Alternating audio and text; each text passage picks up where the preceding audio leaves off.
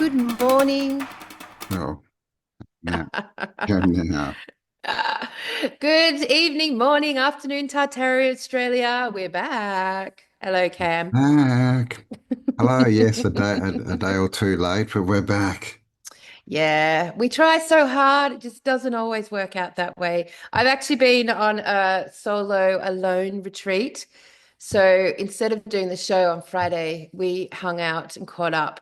So if only we are smart enough, like future thinking people, to have a microphone where we could just press Yep. play and record whatever conversation we're having. Show Yep, done. I know. Could have done it last night as well. I know, because we basically went through it for like 10 hours, so it would Yeah, have it would have been been a long done. show, but yes. But anyway, so how is everyone out there in the world? We're very good here. Everything's plodding along lovely, lovely, bubbly. We've had solved the, yep. Yes, so Have you joined? have you joined? That's right. Come on, everyone. Let's go. We want to get these newspapers out and about. So we're on to production of the second edition, Cam, which Mm. is so now is the time, my friends out there in the world, to actually make this the week of your calendar. Go and put it in your calendar to submit your copy for the next edition, whatever that's going to be. And subscribe. Link below. And yeah, and subscribe because from this point on, you have to subscribe to receive it. Have we said that about 1,000 times? You'll Mm. have to subscribe to receive it. And for all our international friends and family out there in the realm, we have solved the issue with shipping. So we will leave a link below this podcast where you can go on now in your currency, subscribe. I'm about to today, we'll cancel all international subscriptions that have already happened. So it'll be hopefully up to you guys to jump back on and just pre-subscribe in your native currency. And that way, problem solved. So I'm excited. Yeah, That took yeah. a bit of workaround. It was, yeah. It's just the postage ended up costing, I was like basically $40, $30 to send anything overseas. So yes, if you still want it, you still can. tartariaaustralia.com. Yeah, I mean the future of the postal service is looking a little bit dodge out there in the world. It's like, yeah, it's not like a solid given at this moment. I think Canada's on strike, I've heard. The UK is looking very, very dodgy, and who knows whatever is going to happen with America. Well, they're So I don't shutting the know. government down as well. So yeah, they're I mean, there's a lot going on, man, at the There is a lot moment. going on. All looks And crazy. and just on that note, within the Australian subscribers and basically anyone, but Australia particularly, we would so love it if you sent us in some photos of you sitting on the dunny reading the newspaper. Obviously we don't want to see your Rudy bits, so not necessary, but like, yeah, some cool community shots of reading in the toilet, just to home in on the point that this is a real living thing that you can read while you're weeing. That'd Yeah, be fun, right? yes. Or even number Yep. twos. Yes. Yep. I Yes, think that big would be photos. a good feature for the newspaper. The best dunny shot. Very Aussie. Yeah. Then you can All cover your right. dunny with like pictures. We'll make wallpaper and you can cover your dunny with pictures of people reading the newspaper in the dunny. That would be good wallpaper. So what have you been up to this week, my friend? What's been happening? Anything interesting? Um, Not too much. No, I've just been working and just going down a few rabbit holes, the whole energy thing and a few other bits, wondering what the hell's going on. What's the Um, whole energy thing? like frequency energy, like the whole how does it work? I was looking into like how it all connects to cymatics and every color, every frequency has a color and a shape and a this and a that.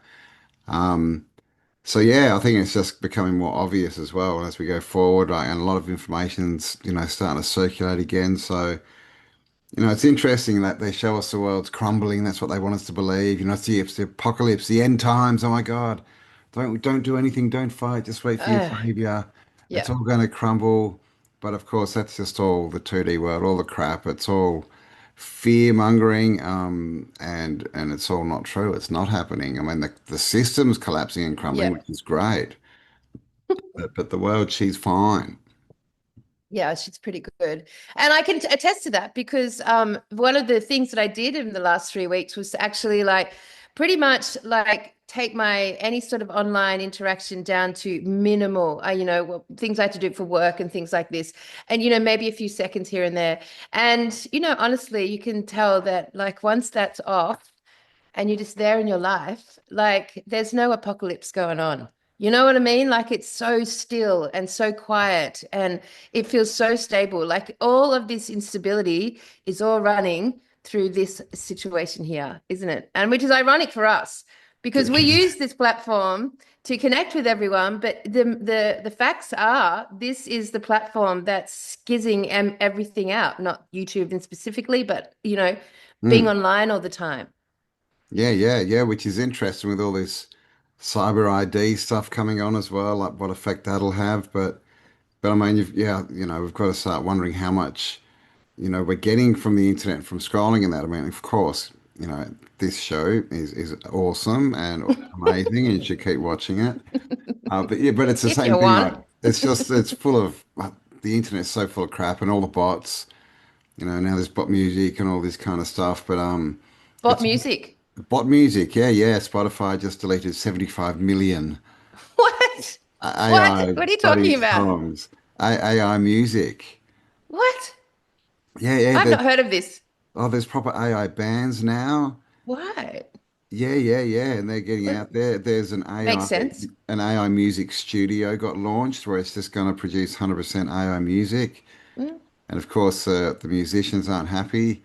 And then Spotify, well, they said they've deleted 75 million songs. They've only got 100 million in their thing, which is crazy. But they're also promoting, like putting all this money to promote AI music. Yeah. It's a whole agenda, right? They want everything to be 2D, like soulless, in their image, right? Soulless crap. Yeah. Mm. And and that same with digital as well. Acting, digital acting, which is an interesting one. They won't need the celebrities well, they'll need the celebrities, but not in the context of them actually acting. That'll just be all like, like licensing their image and Yeah. very Black Mirror. There was a whole episode on Black Mirror about that. Do you remember that? Where the actor was like put in situations Everybody that hates Joan. Was that the one? yeah, Yeah, yeah, yeah, yeah, that was yeah. good. Yeah, well, I mean, obviously the arts is going to obviously get full with AI, obviously, because that was like their first, and that is their web, if you like. That's the web, is the arts. But we get into Hmm. that. Yeah, So, yeah. So you've been contemplating the realm and existence for 2 weeks on your own. What have you come up with? yeah, I know. Settle in, my friend, settle in. It's quite journey. All right, he has to leave the room. Talk too Yes, much. you should really roll yourself a ciggy today, my friend. Oh, myself a ciggy. And Campbell doesn't smoke online. Why do you choose that, by the way? I've always wanted to ask you why. I don't know. I just don't know. I Are have you, is before, it? I'm sure. It's just not a habit like your habits. Like, oh my gosh, we're recording. Quick, roll a Yeah. ciggy. Yeah. Well, that's right.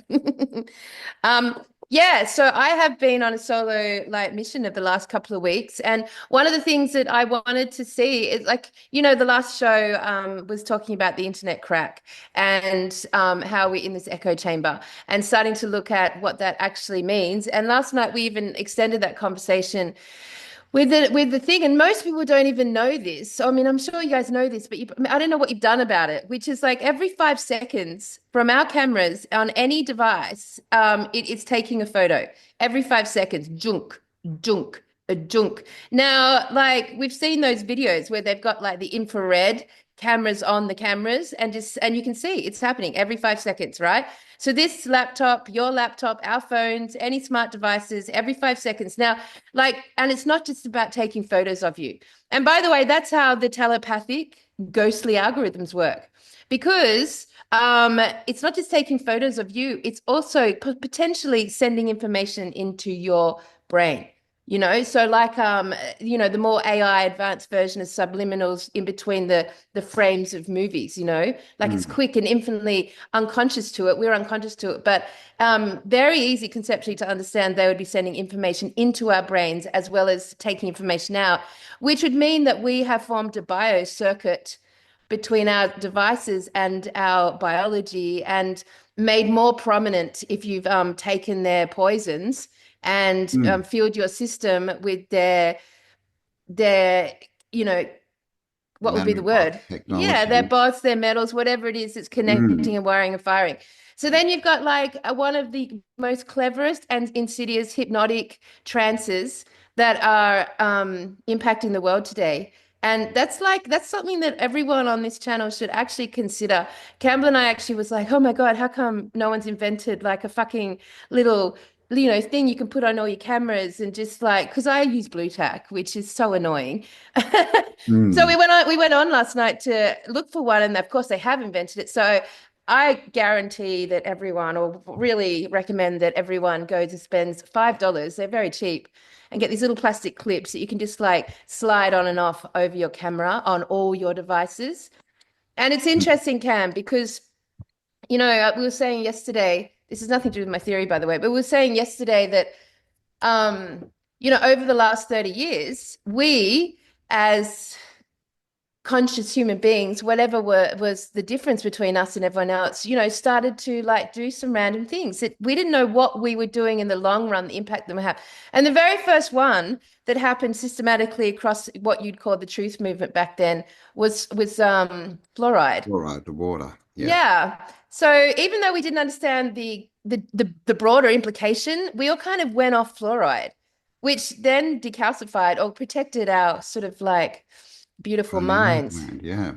And then we went to we there was a whole strain of docos on genetically modified food, right?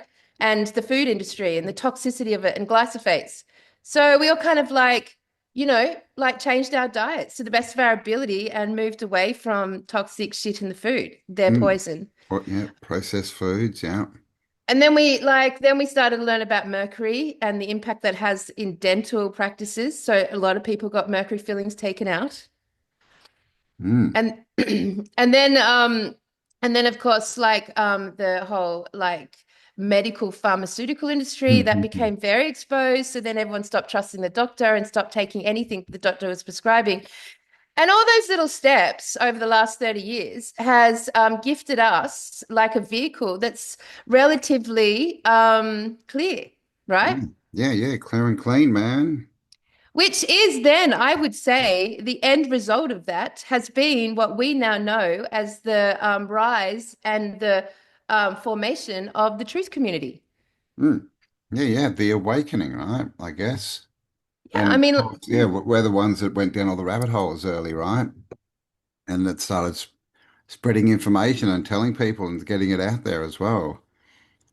yeah. So, like, it's not like this accident thing that happened. We just happened to take steps along the journey that protected our vehicles from programming. So, when it came to this moment of a big like line in the sand, there was a big obvious group in the on the realm that actually like said a very clear and strong no and wouldn't even consider it.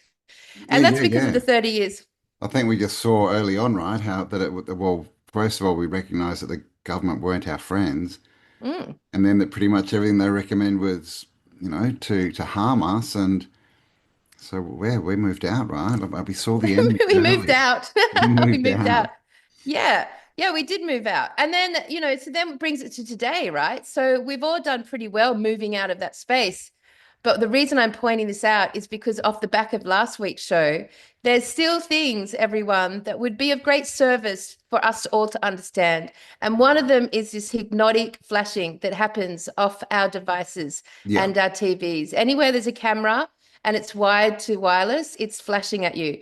That's a hypnotic trance. So right now we've got like the most beautiful minds all scrolling and scrolling for the last 5 years and waiting for the next novelty thing to like get onto. And it's forming almost a loose trance just by default of this, I mean, built into their system, but relatively new information for most people. They're probably not taking care of this one. So I'm just pointing out there at the front of the show that like from this moment on, you should jump onto eBay or wherever and order some camera clips, something to hide your cameras. I just think it's a smart move Yeah, forward. yeah. Well, they're releasing 6G now as well, and basically 6G, the whole concept behind it is to turn us into the antennas. I think we already are. So, yes, well, some people are. But what are you broadcasting, I guess?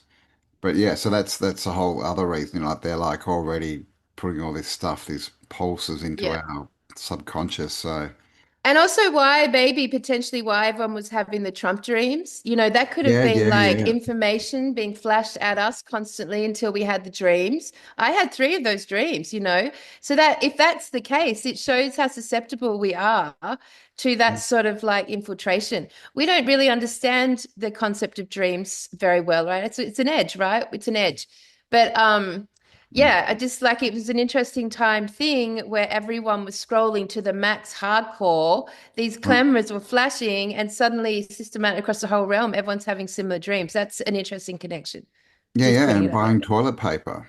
What the hell was that Buying all toilet about? paper. Oh yeah, buying toilet The paper. toilet paper. Like, was that coming through was that a test? And to get people to comply for all these different things. Could even be used to get people out in the streets at the moment, right? With all this stuff that's going on. So we just don't know the depth of it, but just a good safety measure, right? To block off Yeah. the camera so it's not watching you, but also not programming you. Yeah, and well, that's the key, isn't it? It's the Mm. programming. And the one of the traps the truth community in right now is that they are in a programmed loop.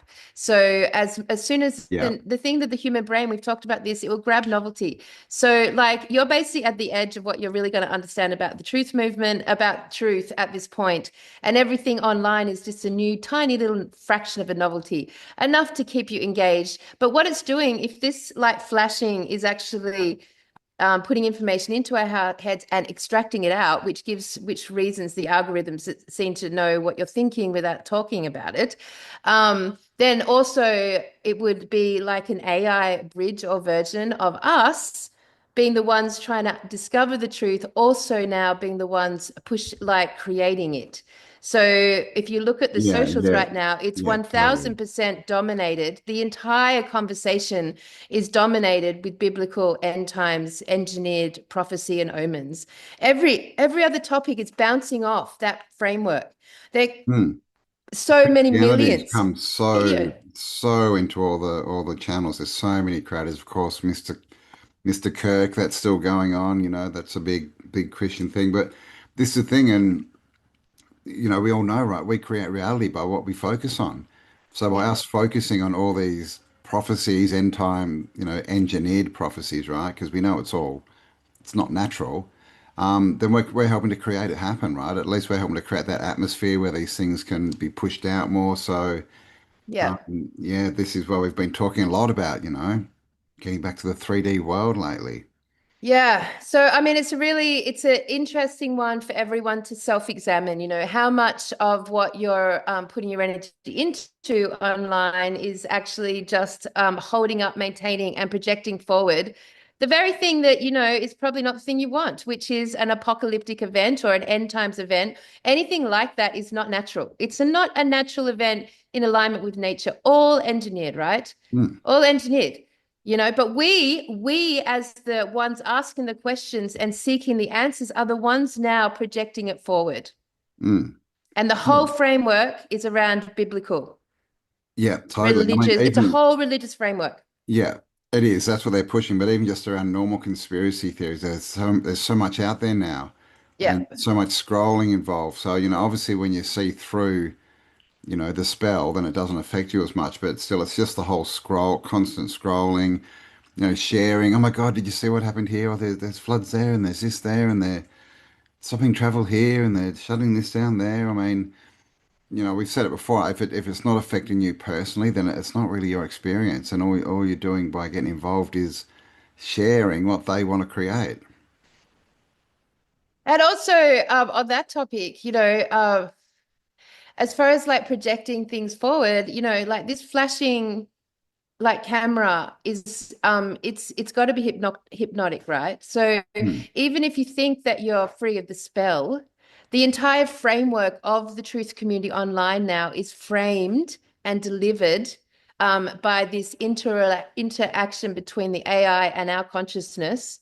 And Mm. the AI is framing, the Jewish AI is framing end times religious, like, pinnacle explosion, whatever's going to Yeah. happen. So And it's all filtered through that. how many truthers have in the last couple of years found Christ, right? It's interesting. Is that part of the program, right? Like, Yeah. because we just don't know. Like, there's been all this weird flipping and flopping. Is it, 'cause, and really, it's just that, like an extension of MK Ultra, really. And so is all the videos, right? Yeah. Even though they're, Yeah. they're interesting, all this seeing all this destruction, right? It's still distressing, right, for your mind. So Mm. and then they're like programming in there.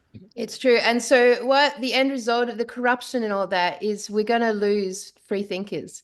We're going to lose people like these great, beautiful minds that are capable of actually coming up with completely original thoughts and weaving stuff together in an innovative way.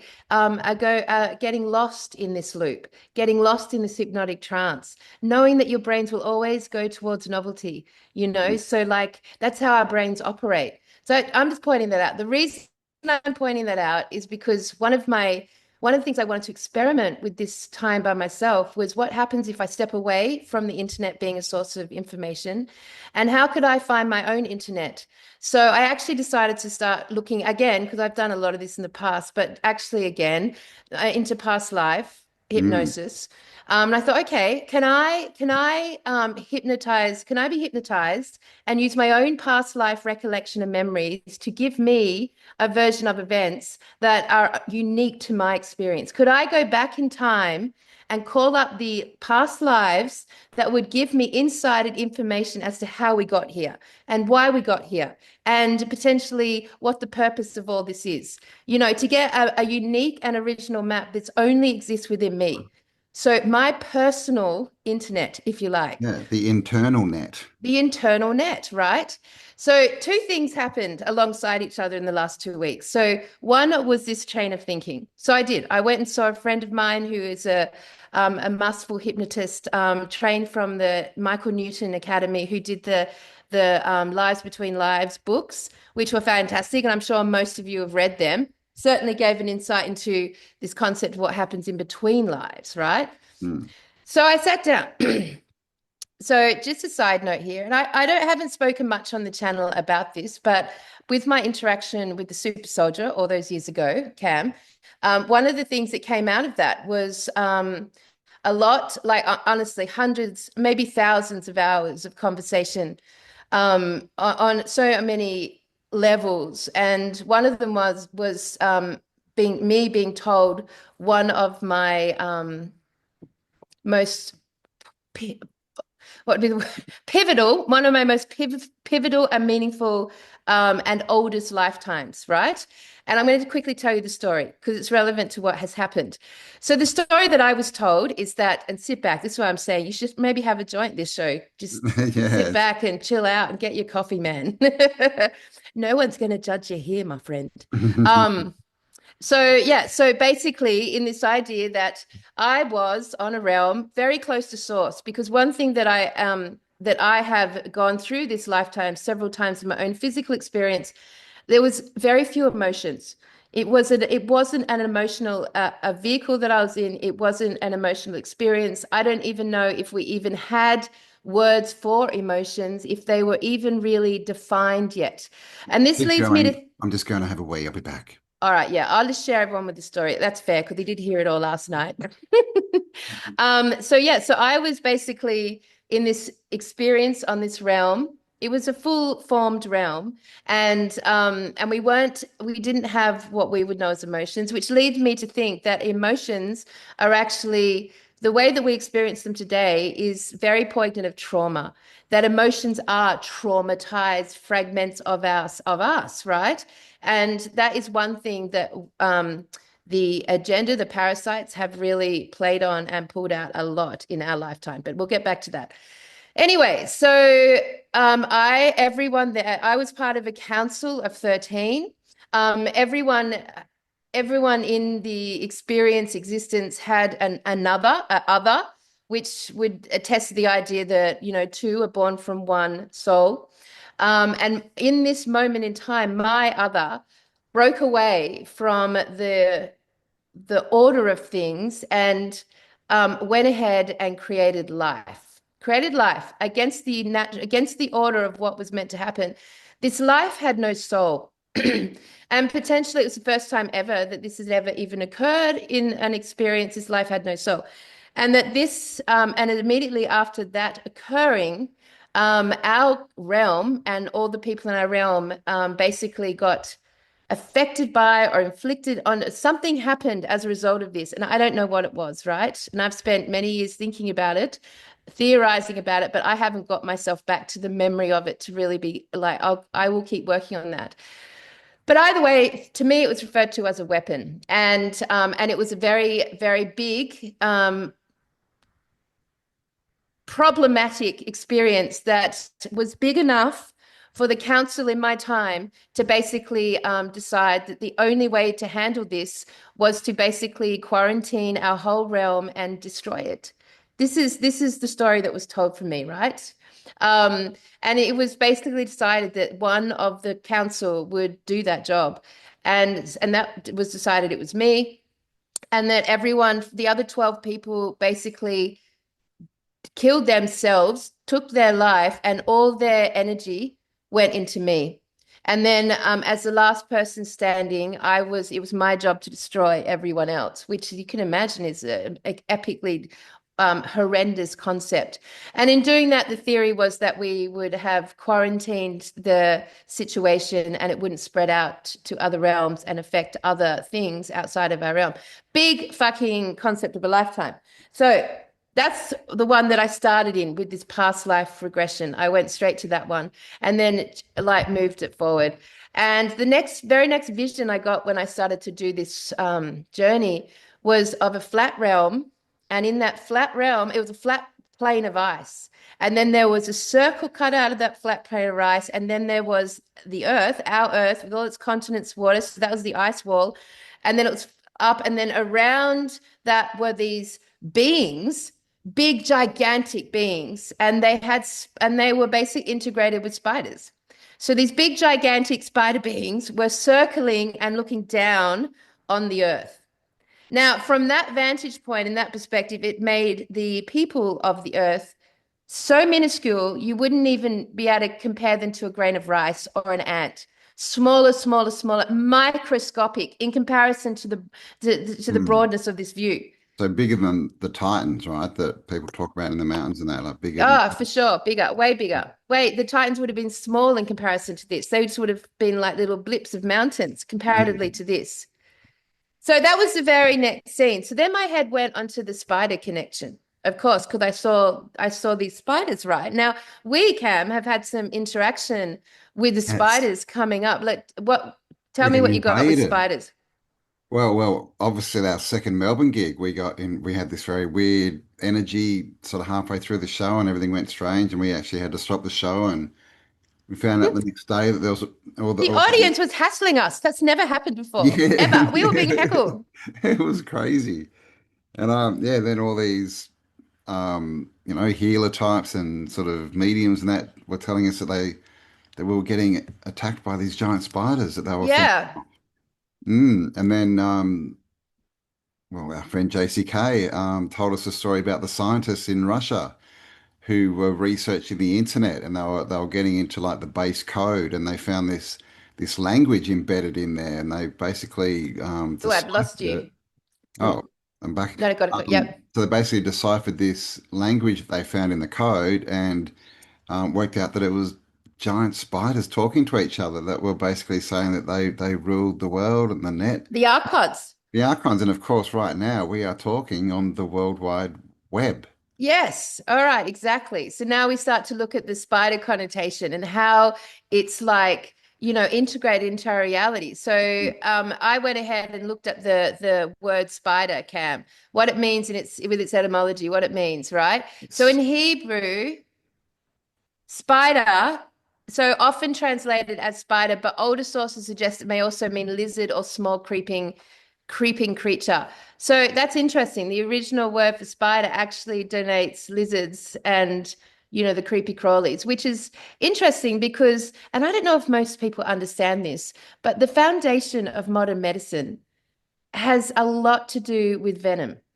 Mm. Which became obvious with the COVID stuff. But like past the COVID stuff, if you look at venom, there he goes. Good on you, buddy. When you look at venom, um, in relation to pharmaceuticals, oh my God, like there's so much of it. Like there's one product now on the market, which you guys, oh, I'm sure most of the women would have seen this on their feed. It's a weight loss product, Ozempic, Oh, yeah, and GL3 or something like this one. And, all these images of all these like fat nurses, and then they take it for a month and they're like, they've lost 20 kilos. And there's millions of people taking this thing right now, right? Across yeah, the world, like probably more than millions. And I know this because some of my family members have started taking it, right? Because it's offering instant weight loss, like as in really quick without doing anything else. It's dropping 20 kilos off you in 3 weeks. So it's a phenomenal. Okay, but the main ingredient in this product is a lizard tongue venom. So just so you know, and guess who are the companies that are making it? yeah. Well, yeah, big farmers, right? All the same ones that made the jab. And look at the pharmaceutical symbol. It's two entwined snakes. So there's a lot going on, right? So yeah, I mean, just be cautious out there, people. When you think you're not dealing with the same thing you were dealing with the jab, Hmm. actually, a lot of these other solutions that have nothing to do with it, that are so palatable to the human race, like weight loss, is actually basically putting into you basically the same stuff. Yeah, yeah. And there was that Spider-Man movie came out a few years ago, and it had this black goo creature, That's right. and his name was Venom. That's right. Hmm. Yep. So just be mindful of that. So yeah, interesting. So I'm looking at the Hebrew. So yeah, it so means the creepy crawly thing. Um, so lizards and snakes in that meat mix. Then of course I had a look at web.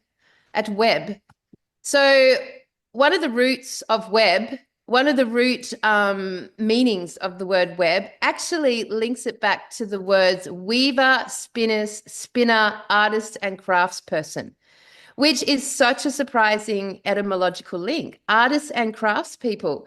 But Cam, if we look at how this parasitic agenda actually started its genocidal, psychopathic march through this realm, how did they like start to build the structures around themselves? And if you look at it, man, it all starts with the fucking arts. They started with the radio, then the newspaper, then the media, then the television, then the movies, and the Hollywood, and then celebrity and fucking music. Like it all just became their institutions, their creations, by the way, their institutions, which lead me to really understanding that emotions may not be very organic to us. The scale of the Yes. emotions, Yeah, yeah. Well, I mean, and that's they play on our emotions all the time with all this stuff too, right? They use that as a definite tool. But especially I mean, music. yeah, yeah, and all these people who are in their arts, not really, but they call them artists and all this, that they're idols, right? They call them idols too. These are the idols. Ever heard of false idols or those kind of sayings? Do not worship all this stuff. And ultimately, it kind of says that in all these religious books. It says, don't worship false idols. It's telling you to not worship things outside of you, right? It's not saying, this person here, don't worship them, but worship this one here. It's saying, don't worship anyone. Yeah, it's interesting. Well, it's an interesting fucking link because if you look at it, the actual organic human creators, the craftsmen of the world, have been systematically destroyed, as they went through all the sort of indigenous shamanic, anything that was native to a culture was destroyed. So craftspeople today basically are online AI people. And for the most part, AI is now deliberately. So the next biggest thing that AI has done by being introduced at this time is to basically take the art and craft out of the human organic process. So AI is now completely integrated and making the art for us. Yeah, Like yeah. Hence basically it's AI. Yeah. I mean, if you want to collapse, really collapse any form of sovereignty on this realm, then fuck me, man. You have to steal the imagination. Like you literally have to steal. And they did that, arbitrary. They did that sort of basically at the beginning with all the genocide of the cultures. Yeah, yeah. They stole the imagination, the myths, the stories, the languages, the outfits, the music, the dances, all that got annihilated Yeah. and has been annihilated. And then replace, right? Because it's something that I Yeah. think we need as humans. We need music and art and creativity, but yeah, they stole ours and replaced it with theirs, right?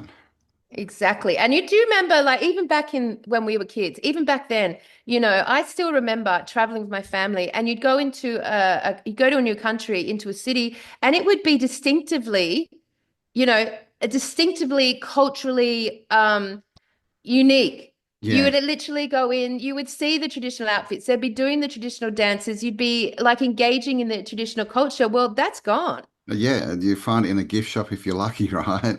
Or a Yep. themed restaurant. I mean, yeah, the actual culture is gone. We're all wearing the same silly clothes, got Yep. the same silly stores, and fast food outlets Oh, everywhere. it's terrible. Mm.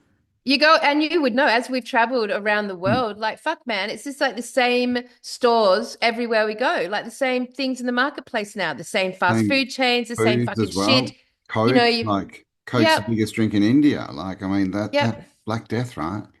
yep. So you've got like this systematic wipeout of culture, which is so interesting and didn't know it was connected to the word web.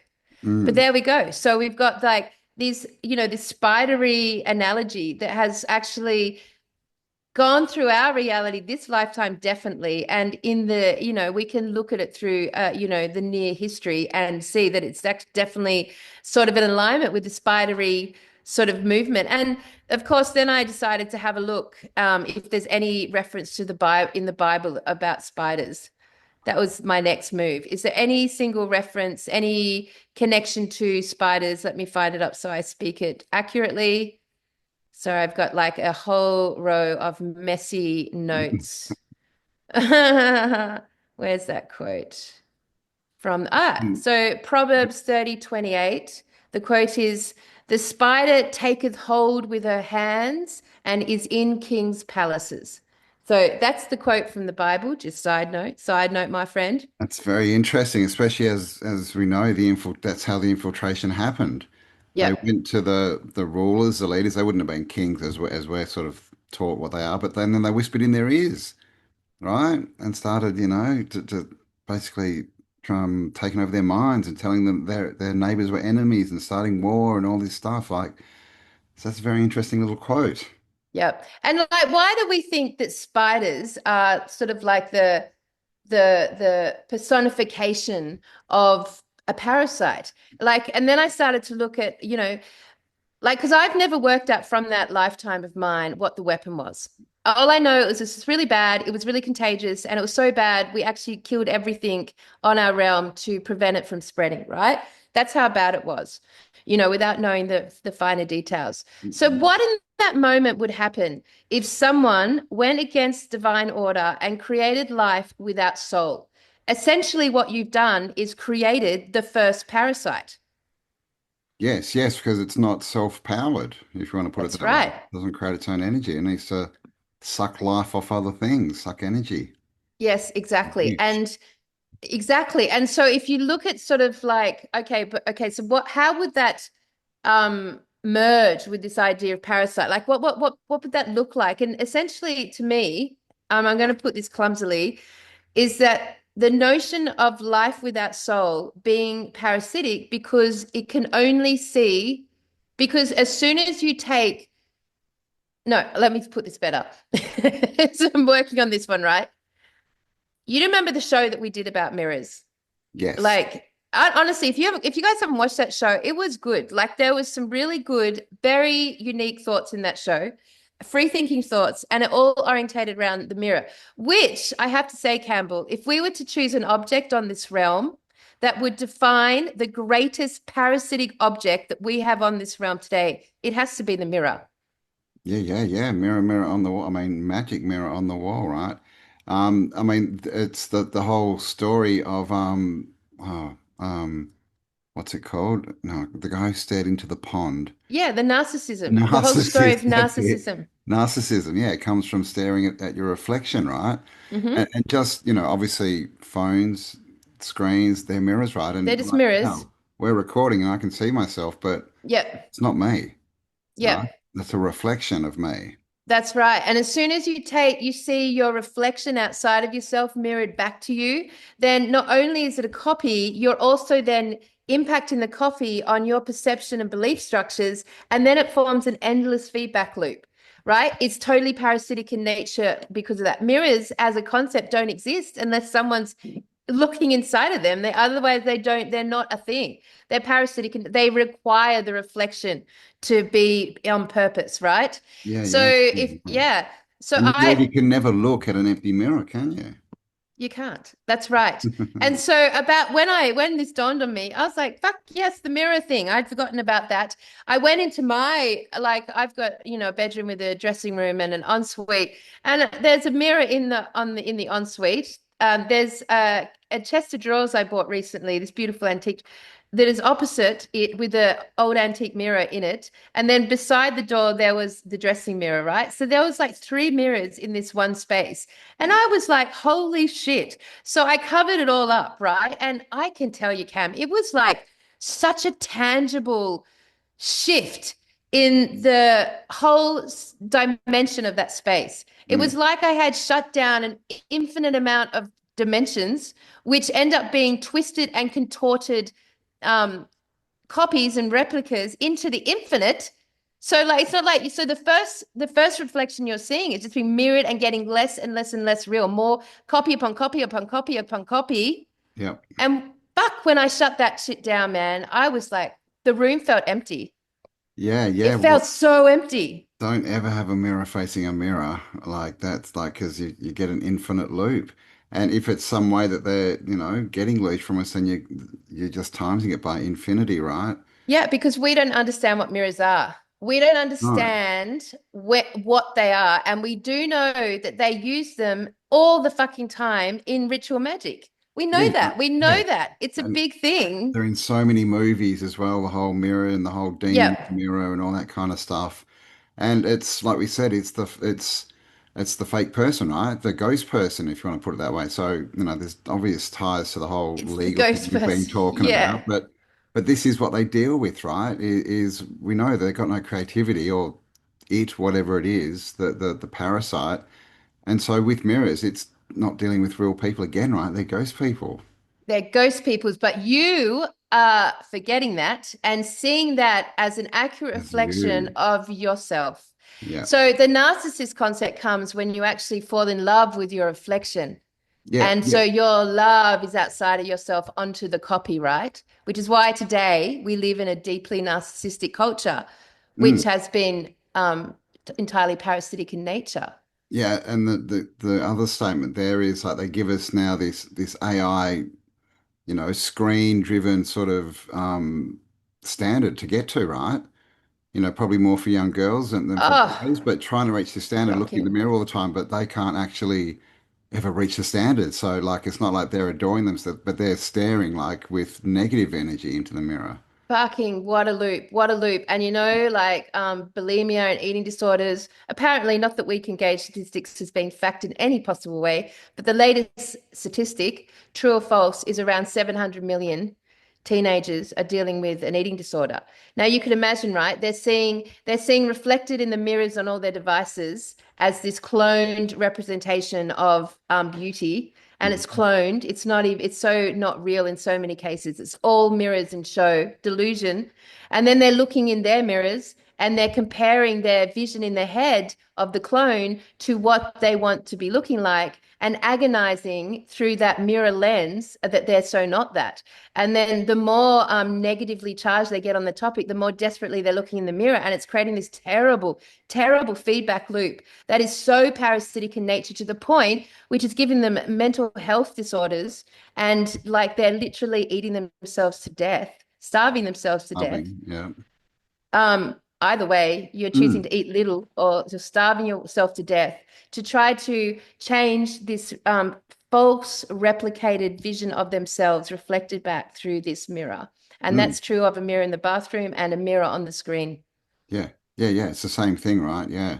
And of we've all heard smoke and mirrors, right? How do you trick people? Smoke and mirrors. Exactly. Smoke and mirrors. Exactly. Mm, So this is an interesting one. So again, going back to the first advice of starting to shut down that flashing hypnotic light that is going off from your devices, the next move, I would say, people, this is like the fluoride move, is to actually get rid of your mirrors. I would, if you have been lazy with that concept, like myself, and forgotten about that gnosis, I would say take this show as a trigger to remind you that covering your mirrors is basically you shutting yourself down from the replicated false version of yourself and also that parasitic loop. mm. It's be good for everyone's heads. Yeah, well, we're told to look within, right, to find our Yeah, true selves, and a mirror is the exact opposite to that. It's exact looking outside it opposite. to try And and find it. it's very liberating actually. So it's been going on in my household for a week now. And like what I found by not having the mirrors is A, it feels very quiet and still. I don't feel like I'm in a wall of mirrors, multi dimensions. It feels very grounded. So it brought that grounded energy back.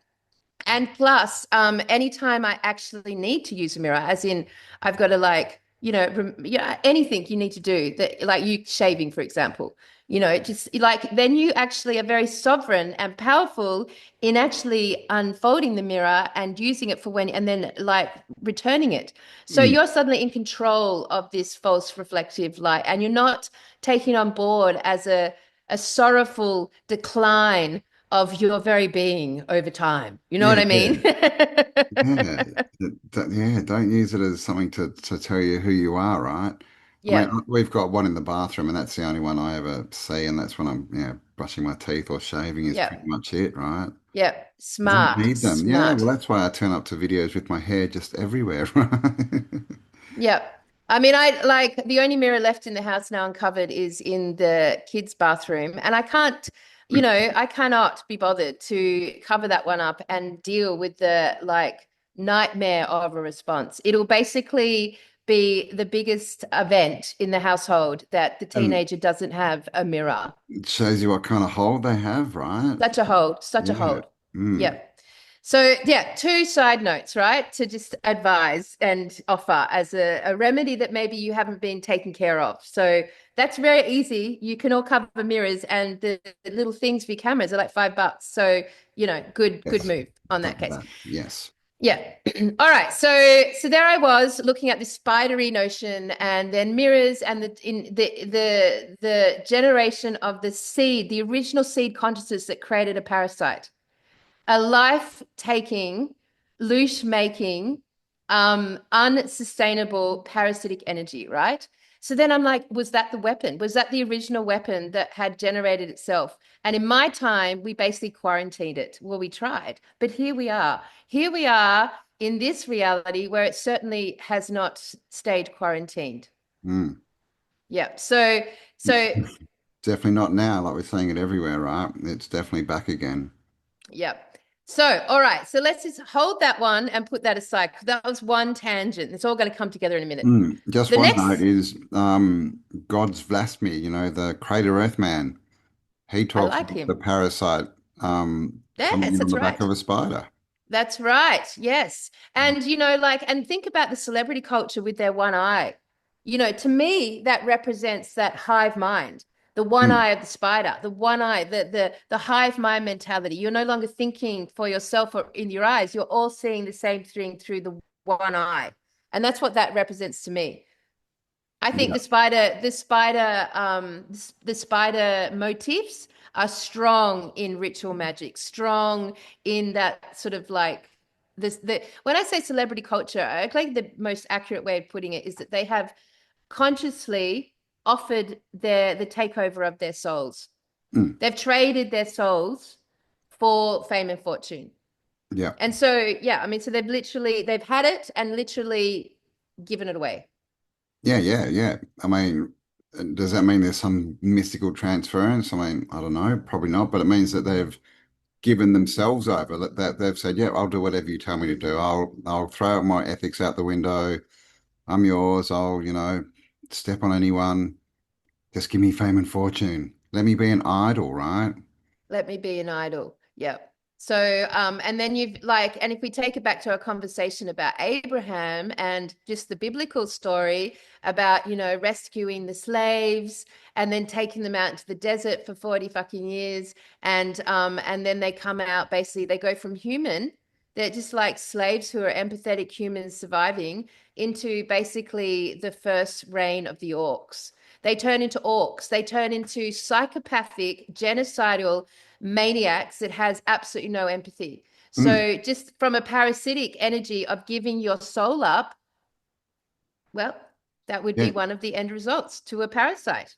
yeah, exactly. I mean, and it happens every day in smaller increments, just through jobs and things, right? People give up parts of themselves to get, a paycheck and all this kind of stuff, and it's the same concept, right? Just on a smaller level. Yeah, it is. It absolutely is. Mm. Right. So here we are trying to trace the history of the actual personal intranet history of what is going on here. So put that aside. So the next thing that happened to me, like innovatively, because of course online, is I went to my bedroom and I just had this idea that I was going to start reading a book. And I haven't read a book for a while. I just haven't. I haven't read a book for a while. And I thought, fuck, man, my eyes are going to get untrained at reading. I really must attempt to read a book. And since I've shut down all other media, my life is quite still and quiet right now. I have more time than normal.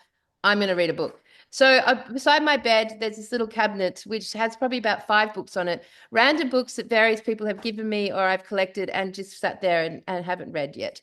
And one of them was a book you bought me for Christmas, The Clowns of Nephilim, and one was The Real.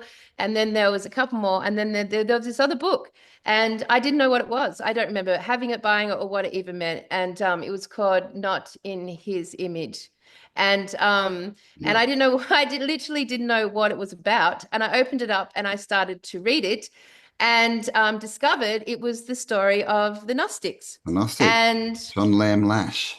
mm, so can I just tell you, everyone, that if there is a book that Mm. represents us, that really gives you a hit on what the spirituality of our community would be, this is a highly recommended read. I'm loving every second of it. But the thing that tripped me fucking right out, Campbell, like to the max, because I know of the Gnostics, but I don't know the intricates of the Gnostics, right? I just haven't sat down and deep dived on them before. So the origin story of the Gnostic. All right, Yeah. here we go. The origin story of the Gnostic. So there was Source, the creator. There's a whole process of like the creator creating the eons. They're called the eons are the goddesses, the gods, and they live in a dimension, a vibrational dimension, much different from ours. And so the story goes that the goddess Sophia, who is the goddess of wisdom, broke off from her counterpart and went against the order of things and created life without soul. Get fucked, right? So I'm like, what? What? I couldn't believe what I was reading. Created life without soul, and in doing that, it generated what is called the demiurge.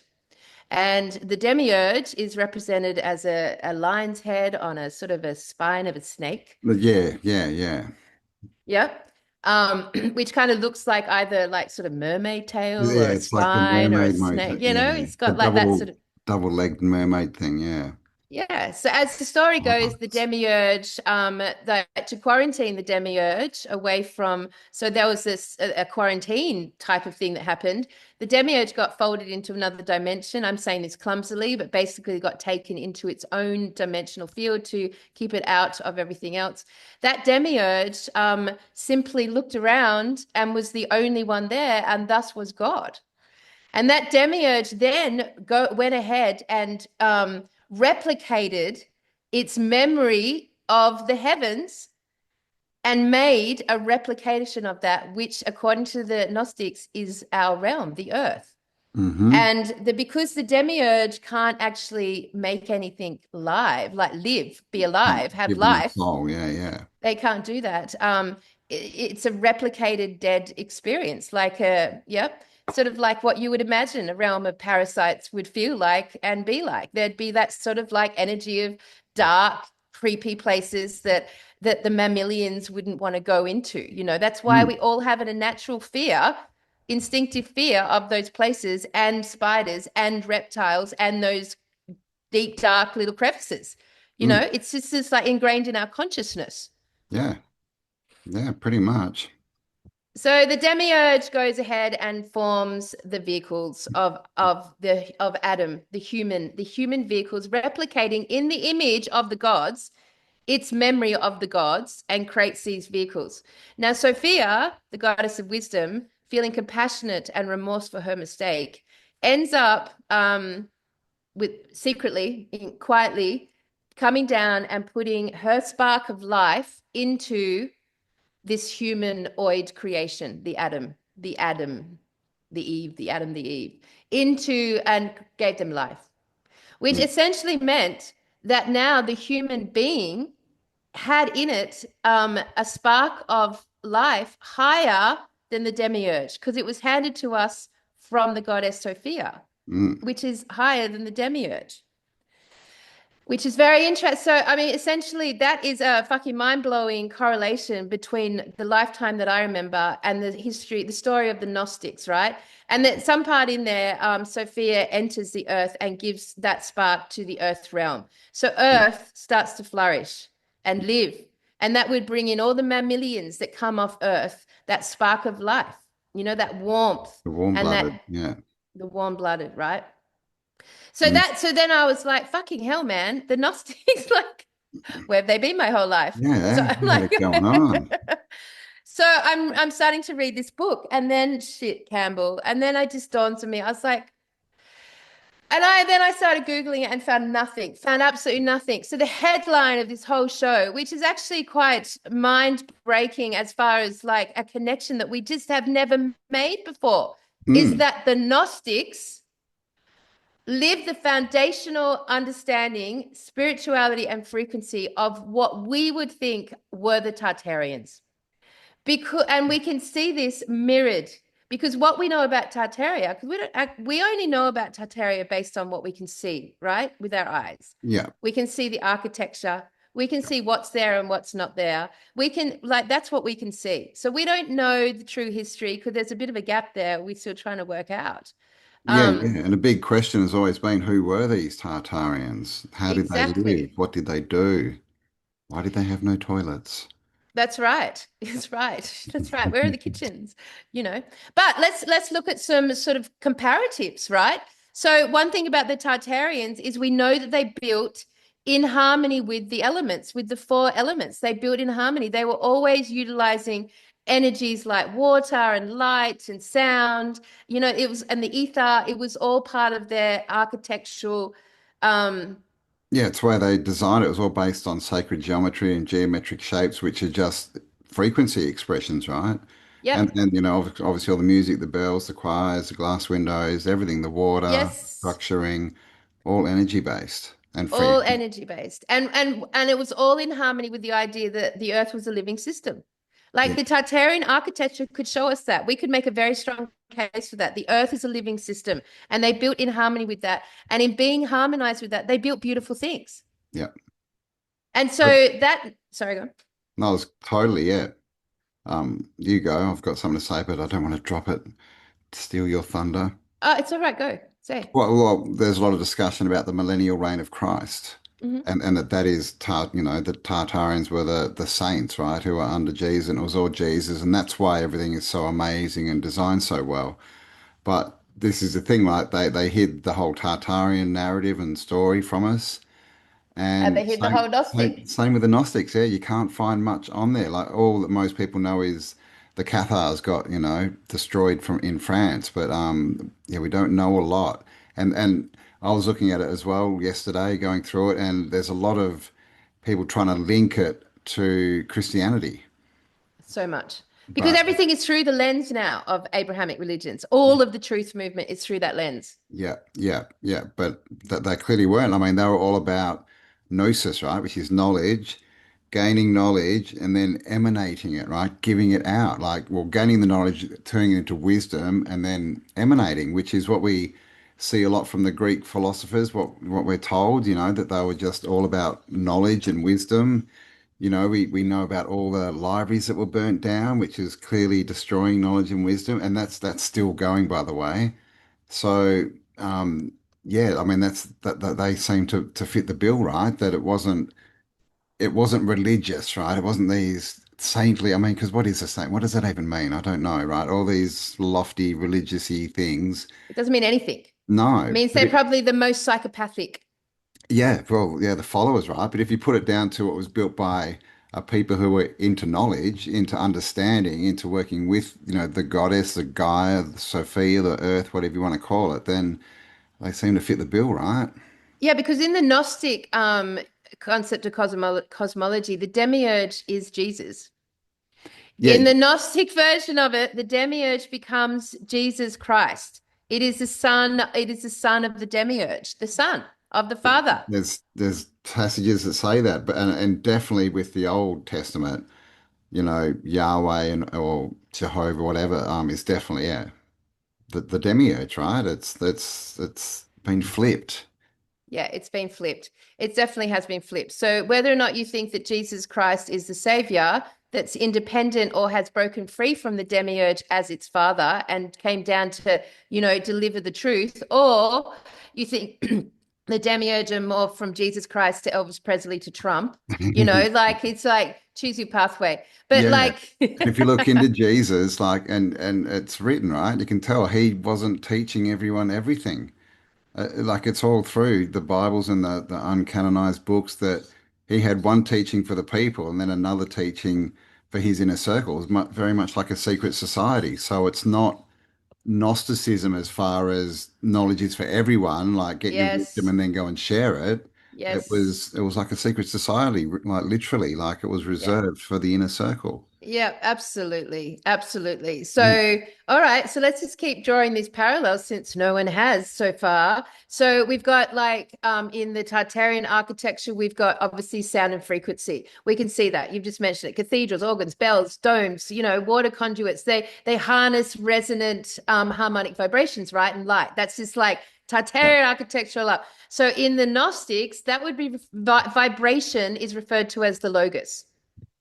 Yes. Yep. And Logos, yeah. they and like what we would know from their version of vibration would be in their hymns and their chants, right? That was a big part of their, the acoustics of the Gnostics. Mm. So Like Gregorian chants and all that kind of stuff. Yeah. either way designed to heal Yeah. all and create harmony in not only the living being but also on in the earth itself, in our environment. So in essence, Gnosticism is like eco spirituality, because they were like true environmentalists, like Totally. they're totally true Yeah. To the point environmentalists. where And I would say they were building on the ley lines, right? They were literally using the natural, exactly. like whatever you want to call that, circuitry of energy of the earth. Yeah. With it, not Exactly. against it.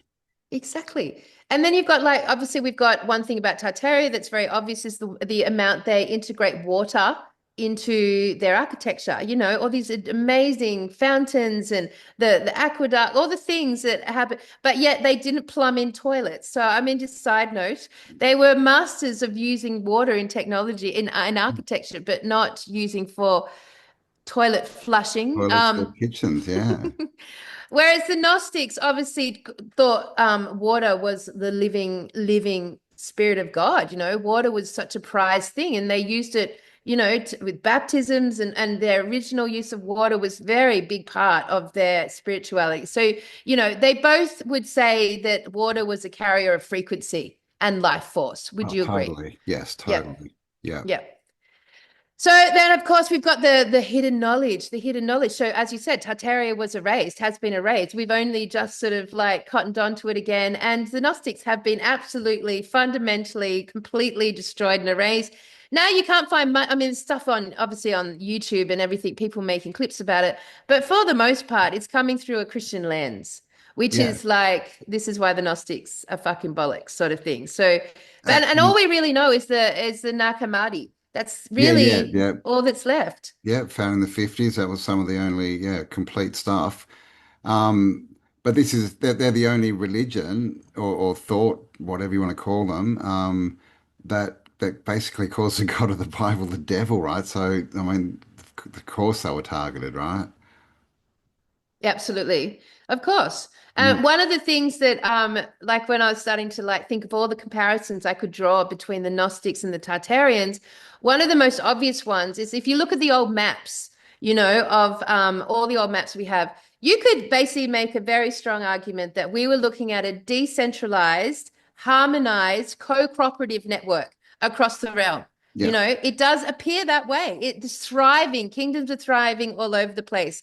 And I would say that is exactly what the Gnostics inherently would also, that gnosis is cooperative, yeah. gnosis is to be shared, gnosis is decentralized, basically the exact opposite of hidden knowledge and Mm. secret societies and all that fucking bollocks. Yeah, yeah, completely. And their schools, their education was just sitting around in nature, right? Having discussions like very different to what we've got now. But then that's what it was. It was just all about learning and reaching and expanding and for everyone. There was no hierarchy, no class system, no, third world countries and Oh, poverty areas and all third this world kind of crap. countries. What the fuck was that programming? What a program. What a What program that you actually today think third world.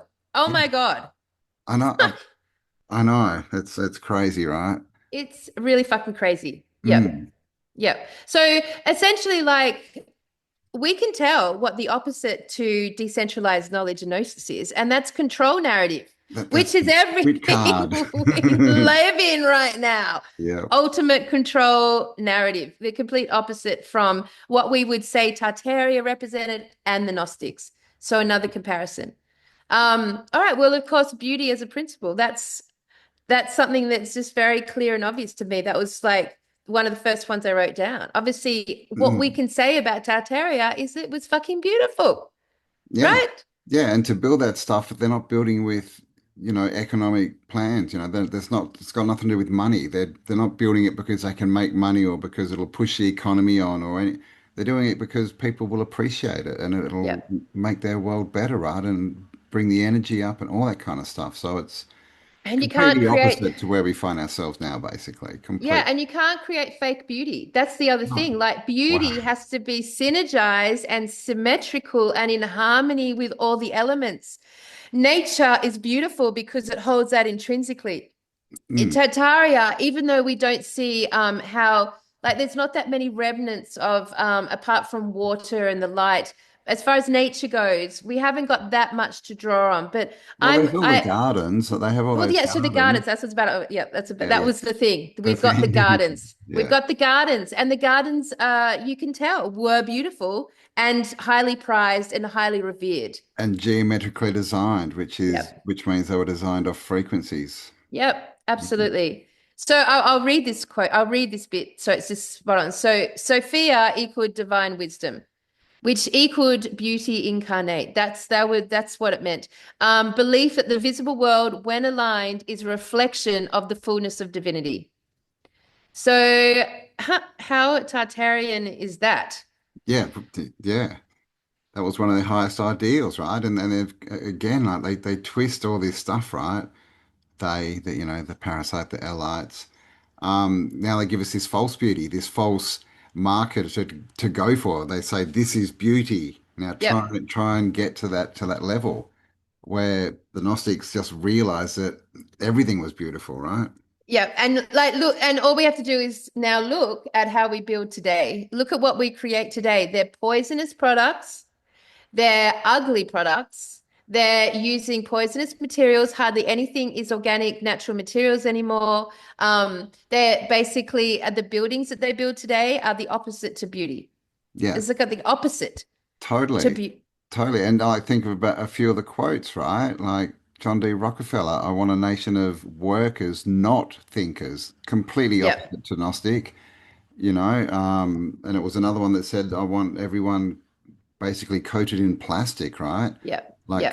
covered in non-natural products. And again, that's complete opposite. So, it kind of shows you who the demiurges are, right? Yeah, I mean, and if you just draw a comparison to that time, I mean, we've got all the philosophers, we've got the highest level of intelligence, we've got the most aesthetic beauties. The Renaissance era sums this up really well. That is the wrong word for this era, but the Renaissance era to me is the coming together of the Tartarian slash Gnostic principles.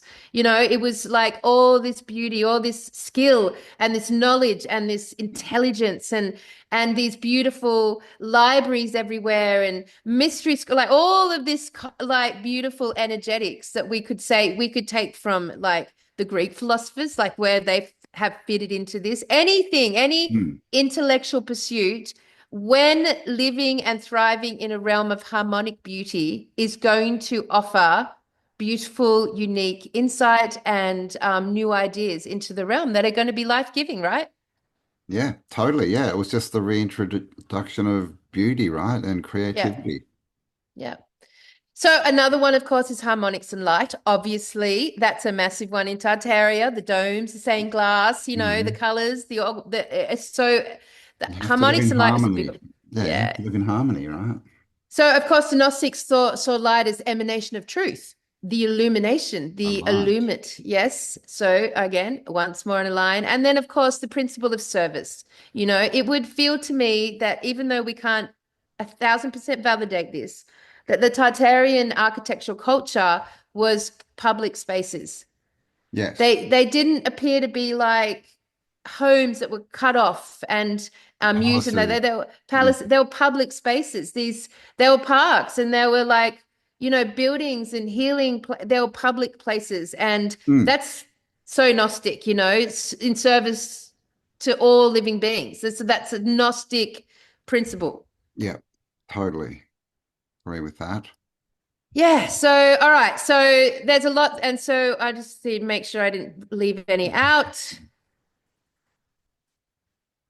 So basically what we're saying is the Gnostics, well, the Tartarians, either were the Gnostics or they were part of the same civilization and living alongside each other. And of course, Yeah. if that happened, then the Gnostics would be imparting all the knowledge into the Tartarians, which would basically turn them into a very similar culture. Yep, yep, yep. Cam, have you got those pictures that you sent me earlier on WhatsApp, or should I bring them up? So basically, I when I started to think about this and write it all down, I was like, Holy Mother of God, how have we never, Holy Mother of God, do you like that? How have we never connected the Gnostics to Tartaria? But how come no one's made that link? And so I started to have a look, if there was a time, and then what started coming to my mind were these like kind of like illustrations that I've seen in the past from sort of like the 15th, 16th, 17th century, of very well dressed giants living and being with very well dressed smaller humans. And so I think in these images, we can probably see the overlay. Yeah, so we've got the giants back, the photos that we have of giants, but Yeah. yeah, I mean, they're very well dressed. And so their photos, have you got some of the actual illustrations? Oh, the Which would take it illustration. back a bit longer, a bit older. But yeah, I mean, you can I love see that through the these if giants, there's oh yeah, one. sort of like this. All right, this is like these sorts of illustrations. So you can Mm. see there's a coming together, a time on this realm where giants, very well dressed, highly sophisticated, highly educated looking, and in harmony and peace. They're not at war. They're together. They're coexisting, and not just coexisting. They seem quite intimately coexisting. So you've got this kind of notion of obviously the buildings that are Tartarian were built for bigger people. Like that's like the littler humans here, these little guys, that little guy is living, that little guy is living in the buildings that the Tartarians, that bigger lady has been a part of the creation of. So there was a coming together of a moment in time, and we don't know why yet. And I will endeavor to go back into my lifetimes to work out how it was that we had giants and smaller humans on the realm at the same time, how that actually came about. And it reminds me, in the newspaper, there was an article which I don't know, for anyone who hasn't got the newspaper, now's the time. The article, yeah, chuck that on the screen, Cam. The article was about the penis plague, which was this idea that in the 60s, a man came into a village in China, I think it was, and shook hands with someone and noted that the person's penis shrunk down to the size of a toddler's. And then every man in the village had the same experience. Their penis shrunk down to a toddler's. So I mean, like there are vibrational harmonic, something can do it. Something can shrink things like that. But here we are, as Cam's showing you, like we're literally looking at a time where two versions of humankind lived simultaneously. Yeah. And And this one, if you haven't seen it, is just to show this is, I think it's the Arc de Triomphe. No, the yeah, Arch of right. Constantine. You can see there's a person here and they're level with the bottom of that Yep. pillar. Yep. And then if you go to a picture from today, I think I've got a better one somewhere. Hang on. Well, you can see it in this one. You can see these people are way down Yep. here and the Tiny. top of the pillars up here. So that's actually like a picture of giants. Like these ones. And I mean, look at them and compared, like this is a cow or something, or goat maybe. Yep. Like they're massive people, right? Yep. Yep. So yeah, sorry, you keep going. Yeah, well, I mean, ultimately, what Jeez. it's so People. I would say that the principles behind Gnosticism are also the foundational principles behind the Tartarian culture, which means they were all living in harmony around these set of spiritual understandings. I mean, look at that. You've got two completely well-dressed, educated, elegant beings, both human. One would we'd call Tartarian and one would we call the human Gnostics. So either the Gnosticism, like the Gnostics that we know today, are the relatives or the ones living. So there's like a coming together of the two somehow. Mm. Um, And of course, knowledge, right? So many books. Like these are obviously massive books, but we hear all the time about all the books that were stolen and stashed under the Vatican, right? yes. So I did ask the question at this point, Cam. I was like, okay, so what is it? What is it about like in this timeline, if we actually look at Gnosticism as being like the fundamental spiritual principle of the whole realm at the time, the spirituality that preceded the Abrahamic takeover, that preceded this terrible, terrible genocidal madness that has come from, Islam, the Jews, and Christianity preceded it. So then wanted to know, Cam, and I don't know if you ever thought about this, like what other religions, well, I don't even know, you can't even call them religions because that's a parasitic word, but what other bodies of spirituality were around the realm around this time?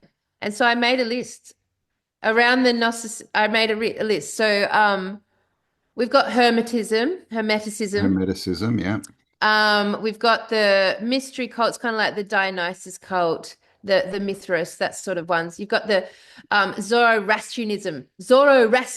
I don't know if I'm pronouncing that right. Zoroastrianism, yeah. Yeah. You've got, of course, the Buddhist religion. Now, I have classically put Buddhism into the fold of religion, that it's part of this parasitic, disgusting takeover of the realm. And, I made this conclusion. But upon looking at the Gnostics' take on thing, Buddhism is super similar. Like you can see how the roots of Buddhism like came out of the Gnostic principles. And if you take that to India, you'd be talking about the Vedics, you'd be talking about the Upanishads, yoga, the whole yoga disciplines. If you take it to Asia, you'd be talking about Taoism, Confucianism, like Zen, or the Zens. Yeah. Um, you could take it to sort of like over to the Sufis.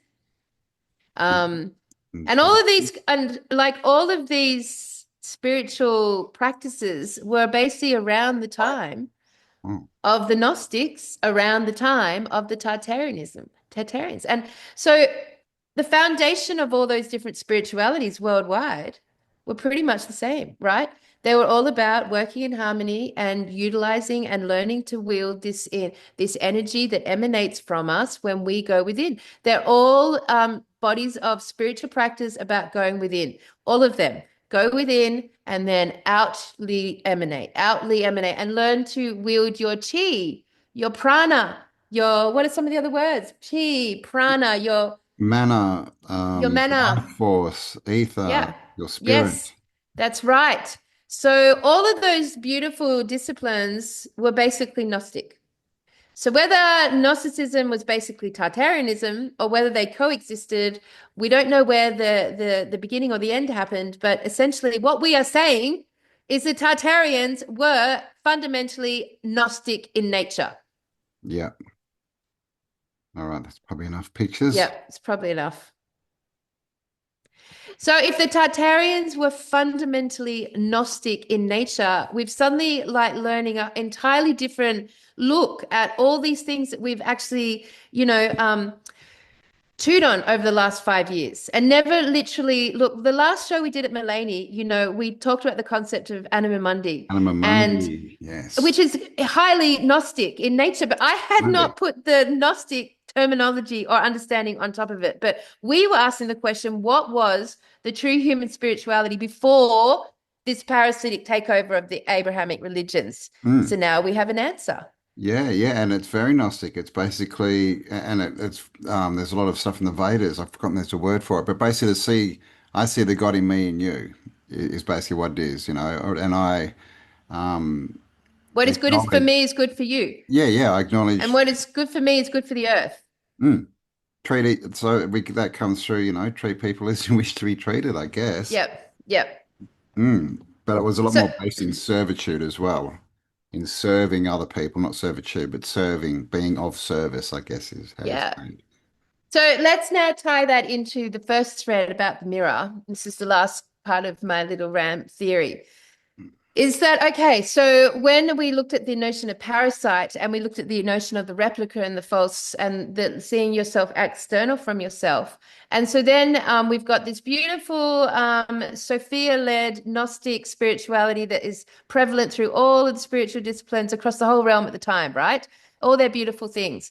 But then you've got this, you get Abraham coming into the mix. And, Abraham gets spoken to by the demiurge, if you put it into the Gnostic language. The demiurge basically starts to give Abraham an instruction. Then that carries on into the story about Moses. And then we tie that into the Phoenicians who came from the waters, the creepy, dark recesses of the fucking abyss of the oceans, Yeah, came from the waters all with those their little mermaidy looking things. mermaidy tails, the demiurge symbology, right? Playing Yep. out there. They came from the waters, and then Moses rescued the fucking slaves and took them into the desert for 40 years, where they ended up being drugged on manna, which is Anna. these little fucking white pills that would fall from the ground. And they basically gave up they did what they were the first celebrities. They gave up their soul. They invited and gave up their soul willingly to the demiurge possessing them, which in a very spidery manner, right? So the thing about the Abrahamic religions, all of them, no exception, is they operate from one core principle, which is the redemptive power of suffering. So this idea that if God exists outside of yourself, up in space, God is out there up in space, then and God seeks suffering as an act of redemption for your very existence, then you suddenly, by seeing the reflection of God, not inside yourself, but outside of yourself, you then become a being that can commit disgusting acts of psychopathic violence and cause intense suffering because to you, that is a redemptive process of connecting with the divine. So it justifies and gives a logical explanation as to how these early, and to this day, but let's just talk on these early Christians, these early Jews, these early Muslims interacted with the rest of the realm, which was basically they left the desert as orcs Yeah, and yeah. they went and destroyed, and not just destroyed, like if you actually look at the history of torture through the Christian, Catholic, all of them, and look at it is absolutely insane. It is The so, Inquisitions, man. Like oh my God. exactly right. All for their God. And this was after like they came out of the desert and basically laid siege, right? Raped and pillaged their way through every town they could find to the point where they would kill all the animals, everything, raise it to the ground, right? Yeah, total blood sacrifice. Total blood. The more suffering, the better.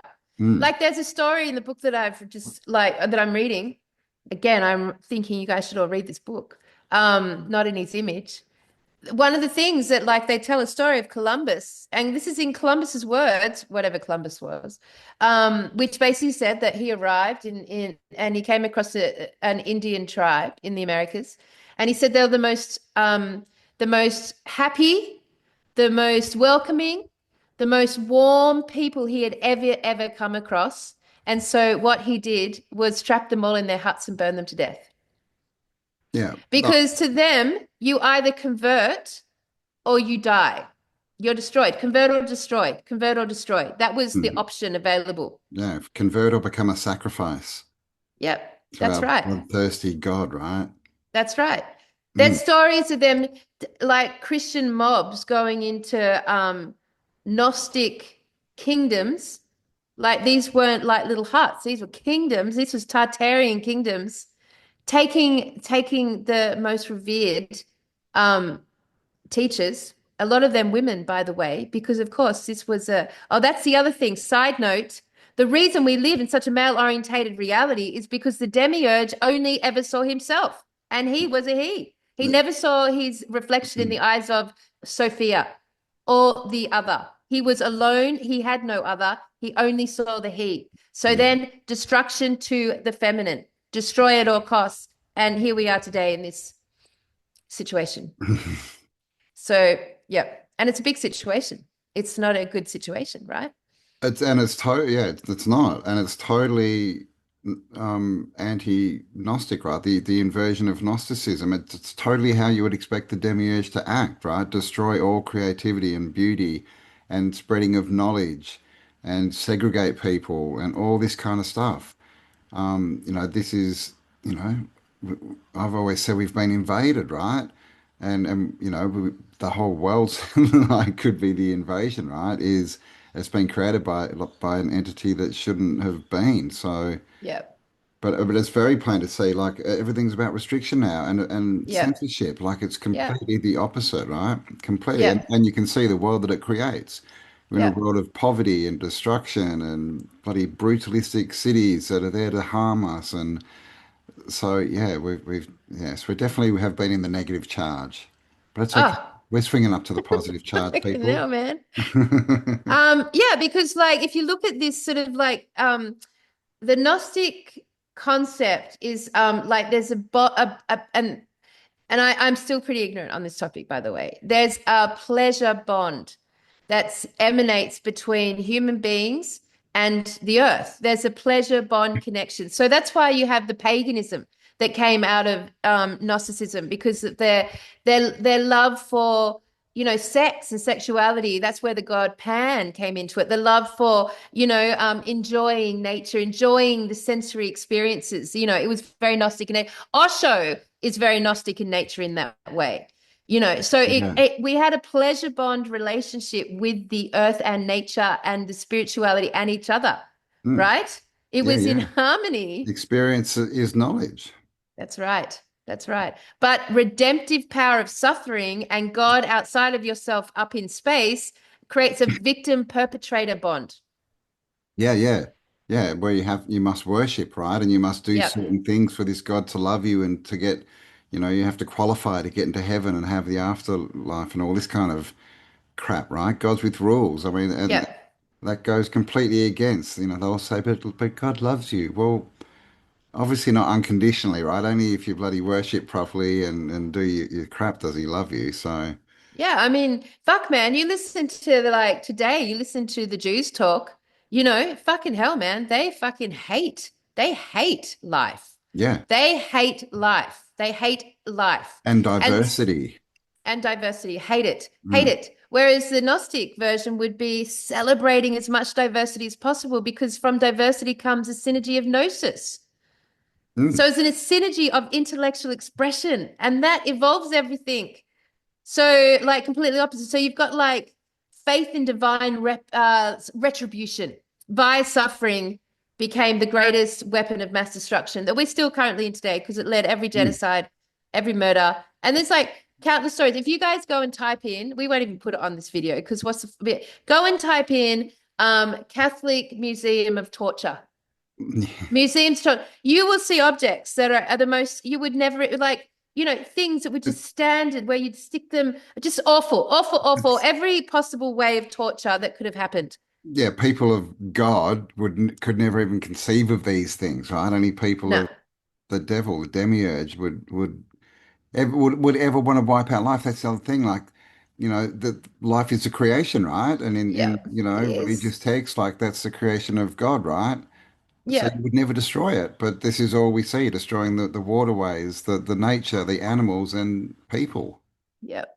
in the So fucking worst way fundamentally. possible, Oh, right? in the worst way possible. They literally tell stories of like coming in and ripping women's bodies and limbs apart and then being instructed to scrape off all the flesh Mm, and lay it down for the animals. And all this in like a 10-minute thing to go from a beautiful, grand being, in harmony and revered in that citadel to being torn limb to limb and defleshed. And that was just standard fucking practice. That is one story of billions of yeah, stories. billions. I Now, just look at the Crusades.